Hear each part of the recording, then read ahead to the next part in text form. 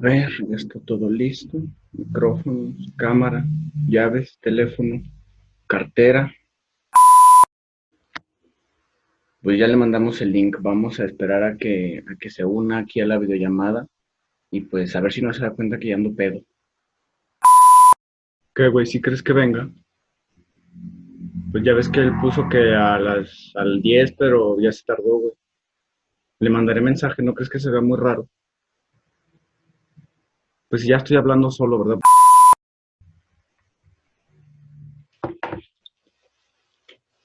Ahí está, ya, ahora sí, compórtate. ¿Qué onda? ¿Qué onda, amigo? ¿Cómo estás? Güey? Pensé que ya no me ibas a dejar plantado, güey. No, sí. Estaba aprendiendo la compu. Ah, está bien, güey, está bien. ¿Cómo has estado, güey? Bien, ¿y tú? Bien, también, güey, aquí andamos, mira. Mira, güey, tengo que confesar algo, güey. Estoy usando traje, güey, porque pensé que tú ibas a venir de traje también, güey. Como ya siempre andas de traje, Sí. Me pues ya pongo mi ves, traje.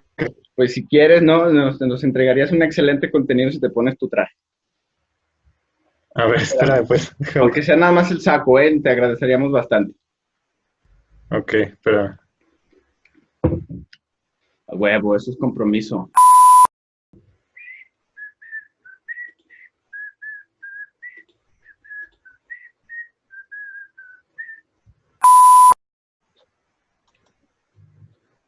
A Ah, güey, huevo.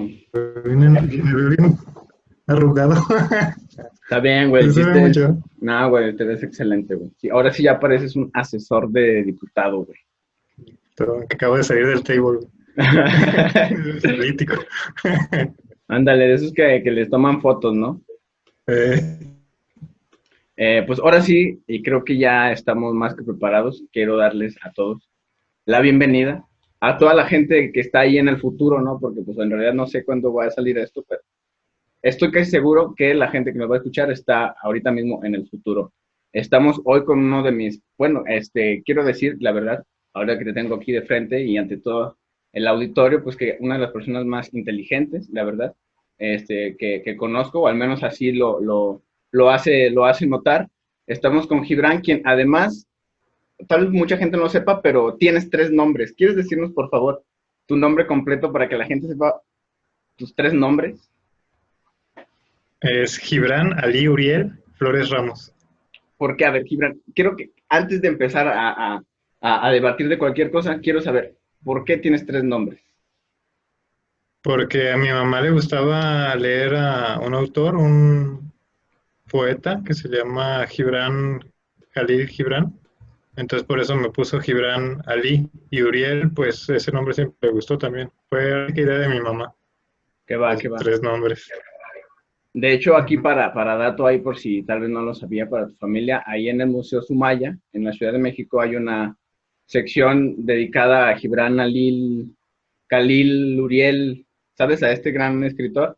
Y pues bueno, nada más ahí por si algún día tienen la oportunidad, pues ahí hay un cacho especial para él, ¿no? Además de ser una persona con tres nombres, Gibran es exmilitar. Podría decir que estamos aquí ante un veterano del ejército mexicano, de las Fuerzas Armadas mexicanas. ¿Fuiste militar o fuiste marín? Cuéntanos más o menos cómo está eso. Sí, en la Marina estuve estudiando ahí un tiempo, en la Heroica Escuela Naval Militar. Ahí estaba estudiando la carrera de Infantería de Marina. Y, y pues ya es una experiencia muy, muy interesante, mucha disciplina Me y imagino. también muchos aprendizajes. Ujú. Ahí en Y Veracruz. en Veracruz, ¿qué zona militar es ahí? Es un polígono naval que está en un pueblo que se llama Antón Lizardo. Está colindante con el pueblo. Y pues ahí haz de cuenta que está la Escuela Naval Militar, estaba la Escuela de Ingenieros de la Armada, estaba un lugar que le decían la Granja, que era como para investigación de biología marina y todas estas cosas. Pero sí es un polígono muy grande, de muchos kilómetros. O sea, era como Está un muy padre. complejo militar. Ajá, sí, Wow. todo bardeado y ya dividido. ¿Y cuál era el rango que obtuviste ahí en la jerarquía? Ahí de cabo de cadetes, nada más. pero no. Es entre cadetes, es que los cadetes son como estudiantes, como ya rango militar, pues sería como un segundo maestre, más o menos. Ese es el rango que le dan a un cadete dentro de la Armada. Sea, ¿qué funciones militares ahorita Gibran podría desarrollar así como de, ¿sabes disparar una bazooka, por ejemplo? No, bazooka no. Armas sí, pero bazooka nunca me tocó. Solo pues rifles de asalto, pistolas, pero ya armamento sí más pesado no. No me Okay. tocó a mí todavía. ¿Qué tiene que pasar? O sea, ¿con quién tienes que hablar o a cómo llegas a poder ser capacitado para poder disparar una bazooka? Pues yo creo que cursos, porque ya cuando yo nomás llegué hasta tercer año, ya cuando llegas hasta quinto año, ya te mandan a veces a Estados Unidos a capacitarte a Nápoles o también a veces los mandaban a Israel, a Colombia, a Guatemala, y ya ahí toman distintos cursos y ya ahí les van enseñando ya armamento más especializado, otras tácticas. Toman cursos como el de Caibil, el de Comando, el de Fuerzas Especiales y así. Sí, tengo entendido que el de Israel es como de los más letales, ¿no? El entrenamiento así como para personas así de los más acá. Y sí, mucha gente se Ujú. entrena ahí con ellos. De hecho, hasta traen mismos, ¿no? Gente de allá para que entrene gente en todas las partes del mundo. Sí, sí traían instructores de Israel y de Guatemala, los caibiles. Eran de los que más traen aquí en la Marina. Que ese ya es el tipo de entrenamiento que ves en las películas, ¿no? Que es el como en la del Capitán América, ¿no? Que golpea a todos en el elevador. Ya ese tipo de entrenamiento supongo que es a ese nivel, ¿no? Supongo. El, el Krav Maga y todo eso. Ándale. Sí, no, que va. Y quiero pensar, quiero adivinar Sí, aquí. pues sí, más o menos. ¿Qué te digo? Quiero adivinar que como tu aspiración como militar era ser el rango máximo en el ejército, ¿no? Que es el general. Quisiste ser presidente, pues para eso qué mejor que ser el primer lugar en la carrera de ciencias políticas en aquel viejo 2015, ¿no? Sí. O sea, ¿cómo Sí, además de yo la ser, verdad, si te digo, sí ¿cómo, te digo cómo? que yo ni siquiera pensaba entrar a la carrera. No tenía así como, no pensaba ni quedar. Es más, yo decía, yo quería quedar en historia. Y yo por eso puse, como primera opción, puse ciencias políticas. Y para quedar en historia, según yo. Y ahí está que cuando tengan los resultados, no, pues primer lugar. Ahí sí, ¿no? Ahí sí, ¿no? Ahí sí, pues ahí casualmente. No, y de hecho, por eso lo que comentaba al inicio de lo que creo que es una de las personas más inteligentes que conozco, es porque cualquier cosa sobre la historia, sobre todo de México, Gibran, así, ¡pum!, te la maneja. Así como, por ejemplo, miren esto, presidente antes de Miguel de la Madrid. Ah, pues quién sabe, no te creo. No sé qué es López Portillo. Bueno, no sé si esté bien, corte. No sé. Bueno, entonces quedas en la carrera y ¿por qué no salirte? ¿Por qué no decir, adiós esto y quiero ser historiador? No, pues fíjate que ya cuando empecé los primeros semestres me empecé a gustar porque vi que tenía un poco de todo, de historia, política, de administración. Dije, no, pues esta carrera me va a dar de todo. O sea, puedo dedicarme a muchas cosas. El campo de laboral es muy amplio. Entonces, pues sí, me gustó más la carrera. Bueno, no sé qué de mi historia, pero pues yo me gustó más esta carrera por todo lo que abarca, todas las materias. Ok, entonces ahora aquí ya vamos a empezar, ¿no? Acá, a entrar en materia fuerte, ¿no? A lo que nos truje chencha, ¿no? Dicen por ahí. ¿Cómo llega Gibran de ser este joven descubridor de las ciencias políticas y de la reina de las ciencias sociales? ¿Cómo llega Gibran de ser ese sujeto que queda en primer lugar de la carrera en el examen a ser asesor en el Congreso del Estado? Porque estamos de acuerdo que Pues tuvo que fue casi, pasar ahí, ¿no? Algo interesante. ¿Qué fue lo que, pues lo que fue, cambió? fue casi como de casualidad porque haz de cuenta que yo trabajaba, tenía un negocio de comida, no sé si te acuerdas que vendía gorditas y quesadillas. Muy Y haz de rica, ¿eh? Por cuenta que cierto. sí, y haz de cuenta que el esposo de mi mamá conoció a una candidata del PES en ese entonces. Y me decía siempre, no, pues vamos a que la conozcas y no sé qué. Y yo así como que, no, pues es político, ladrón o no sé. Así como que yo también tenía esa mala imagen de los políticos, ¿no? Yo nunca quise, no quise seguir y le decía que no, que no. Y ya hasta que un día me dijo, no, pues para que hagas aunque sea tus prácticas y tu servicio. Y como yo, pues como sabes, tengo mis hijas, pues tenía que conseguir un lugar donde pudiera hacer las prácticas, pero ganar algo de dinero. Sí, sí, sí. Entonces me ofreció ella pagarme para hacer las prácticas y ya desde séptimo semestre más o menos, sí, fue en séptimo empecé con ella a hacer las prácticas. Entonces, pues yo desde el principio nunca, pues me sentí menos, ¿no? Entonces, todas las ideas que tenía las quería implementar, ¿no? Y ella nunca me dijo, no, eso no se va a poder o eso no es posible. Entonces, por ejemplo, la primera cosa que hice fue lo de la conformación del grupo parlamentario, Ah, ok. el que ahorita tiene ella. Entonces fue como una idea mía más o menos. Y ya yo la empecé, elaboré el escrito, empecé a ir a hablar con los políticos, a plantearles la propuesta y todo. Y pues, ¿cómo se llama? Y pues sí, funcionó y todo, y desde entonces pues me dediqué a estudiar todo lo de lo que es el trabajo legislativo y las comisiones, los debates, todo, y ya me quedé, poco a poco me fui quedando con el puesto. Entonces, dirías que pues hubo una adaptación muy linda, ¿no? O sea, no hubo como tanta resiliencia como a entrar a esta dinámica, pues, de la política líquida, ¿no? De estar ahí en la negociación, de estar ahí en donde pues se está pasando todo. Creo yo que fue lo que, bueno, lo que he podido como observar, ¿no? En este, te digo, en este transformación de personaje de Gibran Ali Uriel, creo yo que has podido como adaptarte de cierta manera, porque exacto, además de todo, eres padre, o sea, es casi imposible como eres todo. Aparte estás mamado, güey, o sea, ¿cuánto levantas ahorita? Pues ahorita apenas empecé a ir al gimnasio hace como 2 días, yo creo unos 30 kilos, no sé. Seguramente es más de lo que yo podría levantar, güey. Cuando estabas en el ejército, ¿cuánto levantabas, güey? Pues ahí fíjate que no hacíamos tantas pesas, era más como trabajo de cardio, de correr y lagartijas y así. Pero casi ningún soldado, como decía Aristóteles, ¿no? Que los mejores soldados eran los que estaban más delgados y que eran más como quien dice, más corriosos, ¿no? Sí, sí, Pues sí. así estábamos en ese entonces.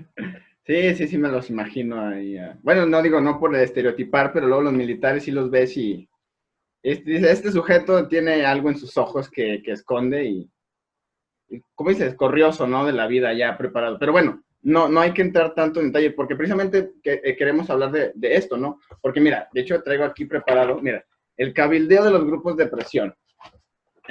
Para comprender la disciplina de partido en la Cámara de Diputados de México, el modelo de partido centralizado. O sea, todo este tipo de lecturas, el cabildeo, ¿no? Y legislativo y su regulación, todo este tipo de lecturas se las queremos ahorrar a la gente porque, spoiler alert, son un poquito aburridas, la verdad. Y tú, porque tú te dedicas a eso, o sea, tú te dedicas a la negociación, tú estás ahí cuando está pasando esto del cabildeo y el lobbying, ¿no? Como se le conoce de manera anglosajona. ¿Quieres poner un poco a la gente en contexto qué es, tú que lo vives, qué es el lobbying, qué es el cabildeo, de qué va? Sí, pues el cabildeo se hace a veces, por ejemplo, puede haber que una propuesta sea muy buena, esté muy bien fundamentada y todo, pero a veces si no existe el consenso entre los mismos políticos o entre los asesores, a veces no va a pasar.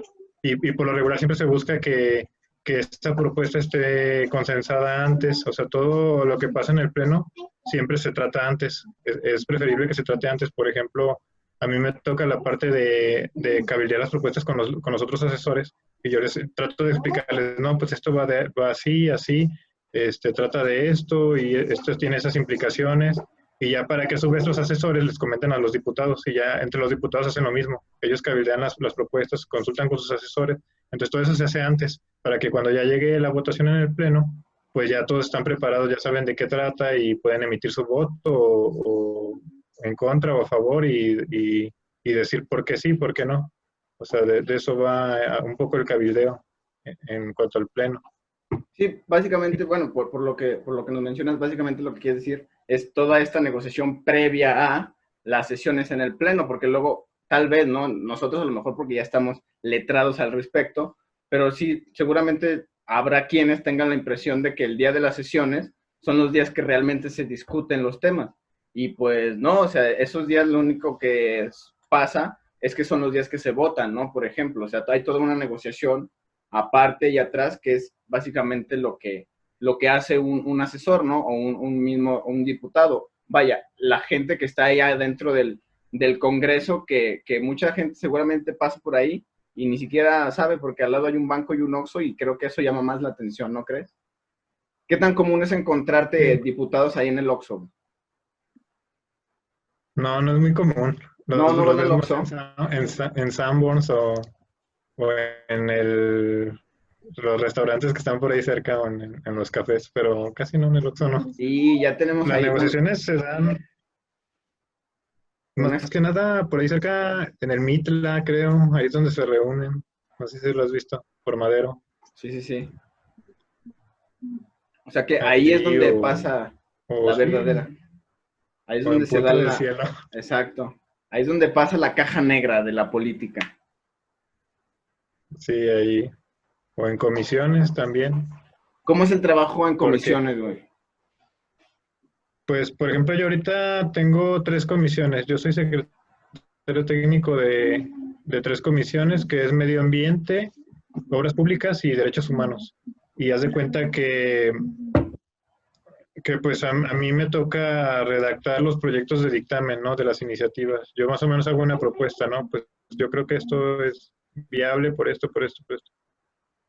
Pero ya los otros asesores y los diputados traen sus propuestas de qué le quieren cambiar y así, pues ahí es donde se da más, el debate más fuerte, se podría decir, y le hacen más cambios a las iniciativas o a las propuestas que se presenten. Se cabildea a veces afuera cuando son iniciativas que pueden ser muy polémicas. A veces se puede acordar también que sea sin prensa, o sea, que no se convoque a la prensa. No se dice nada y se sesiona así, aunque eso va un poco en contra del Parlamento abierto, pero pues sí, a veces lo hacen así y ya los dictámenes ya salen listos para el pleno, ya Sí, ya más que nomás cabildeados, ya para salen que se voten, ¿no? para levantar la mano rápido y votarlo rápido y sin que haya mucho escándalo.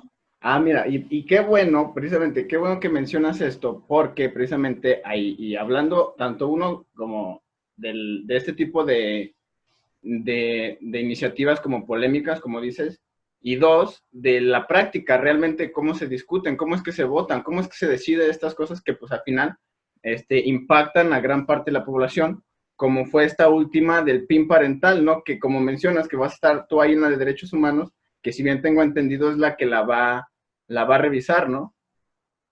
No, esa ya se aprobó. Esa la revisó la Comisión de Educación y Cultura, fue la que la dictaminó. Pero venías de cuenta que en toda la ley expidieron una ley nueva, abrogaron la anterior ley de educación y expidieron una nueva.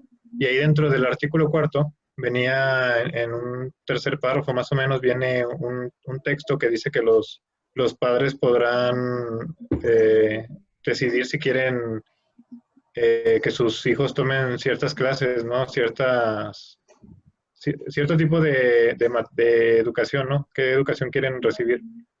Pero pues yo siento que también bueno, eso se cabildeó antes, haz de cuenta que pues sí, se les dijo a los diputados que lo aprobaran y ya después se les apoyaba con otras propuestas que ellos quisieran sacar, ¿no?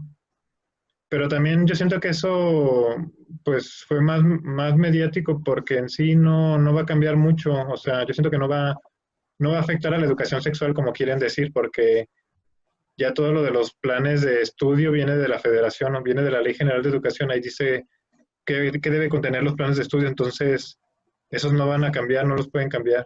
Más bien es para que los padres elijan la forma en cómo quieren que se imparta la educación sexual. No tanto que no se imparta, sino la forma. O sea, de que, no sé, creo que lo que quisieron evitar aquí los del PAN fue que trajeran ya ves que llevaban en Estados Unidos a las drag queens y les ponían a leer libros a los niños y esas cosas. Yo creo que Sí, más sí, bien era eso lo que querían evitar.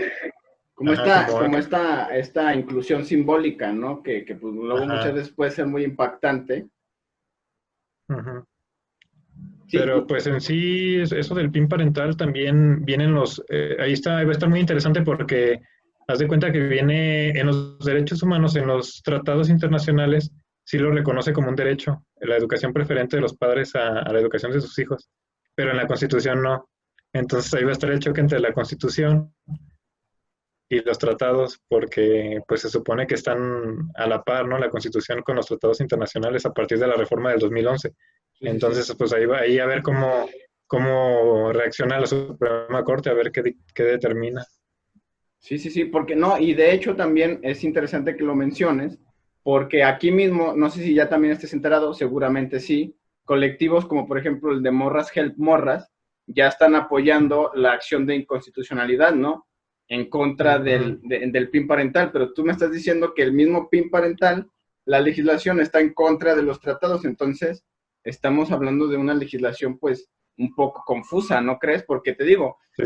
como mencionas, este tipo de prácticas fue más o menos lo que se dio a entender cuando en esta sesión del 21 se aprueba el PIN y pues de repente, o al menos te digo, al menos así se leyó en la prensa, porque precisamente por eso Ujú, es importante que estés aquí, ¿no? Para darnos cómo se vive desde adentro. En la prensa se vio como desde de que lo hicieron como a escondidas, ¿no? Como de aprovechando de que no había como ándale, como mucho público al tanto de las sesiones, ujú. pues, y de la negociación misma, pues entonces se logró una unanimidad, ¿no? ¿Qué tan difícil es lograr una unanimidad?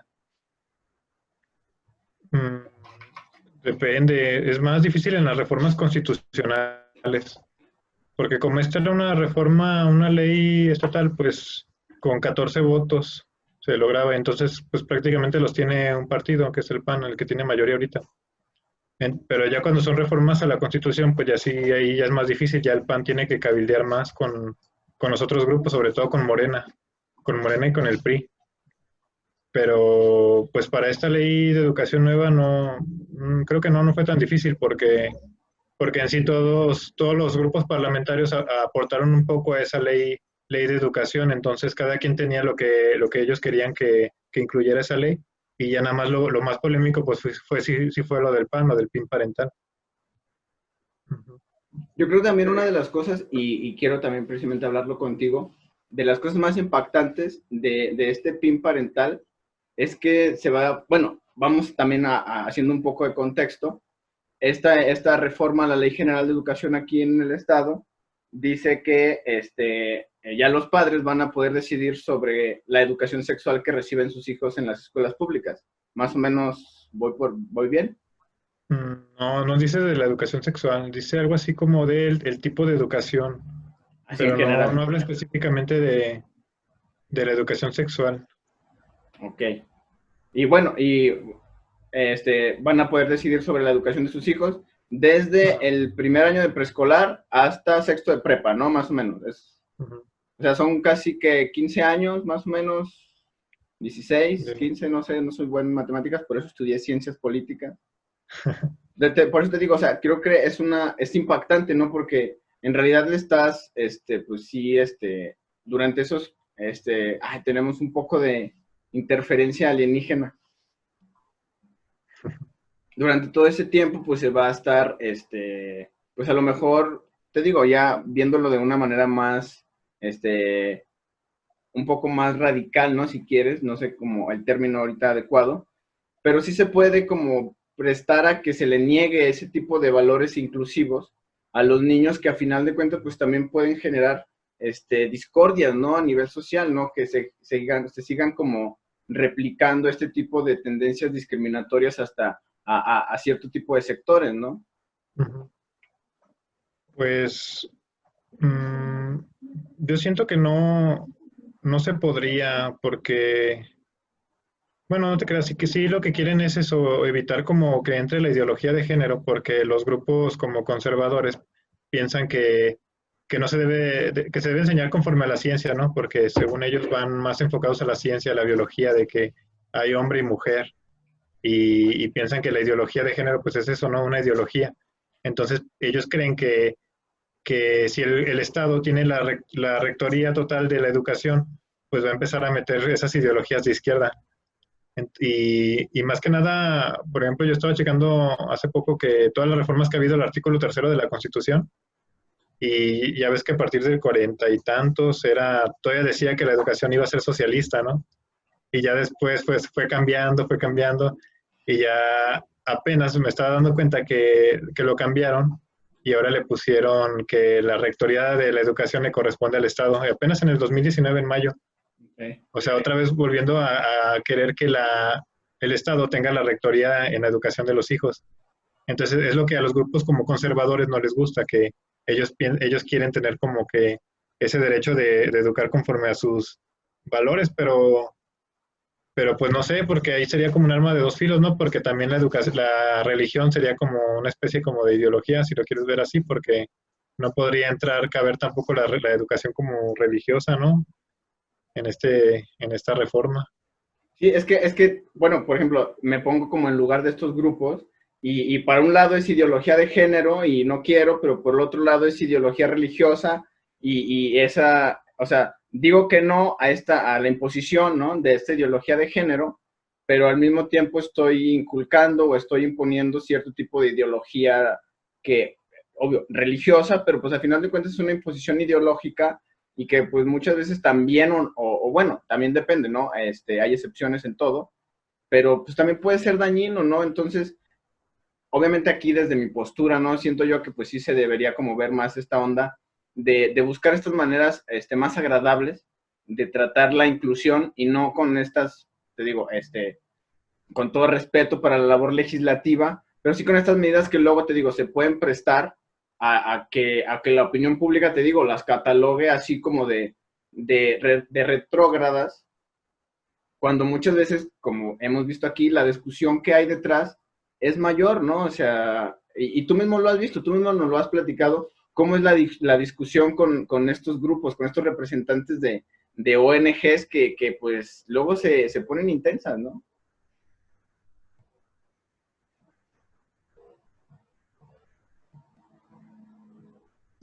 Tú me comentabas que el Morras estaba promoviendo la acción de inconstitucionalidad, ¿no? Ahí con la Comisión Estatal de Derechos Humanos.